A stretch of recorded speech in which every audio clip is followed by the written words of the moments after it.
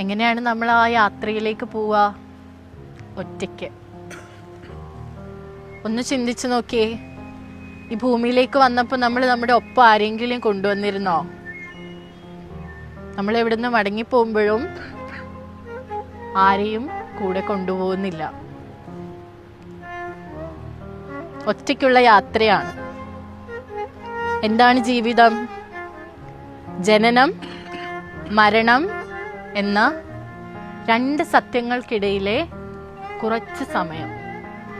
ഈ പ്രപഞ്ചത്തില്, ഭൂമി പോലൊരു ഗ്രഹത്തില് മനുഷ്യരായി ജനിച്ച നമ്മള് ഈ ജീവിതം എന്താണെന്നും ഈ ലോകം എന്താണെന്നും അറിയാനും ആസ്വദിക്കാനും പഠിക്കാനും മനസ്സിലാക്കാനും ഒക്കെ നമുക്ക് കിട്ടിയിട്ടുള്ള ഒരു ഇത്തിരി നേരമാണ് ജീവിതം. അവിടെയാണ് ഞാൻ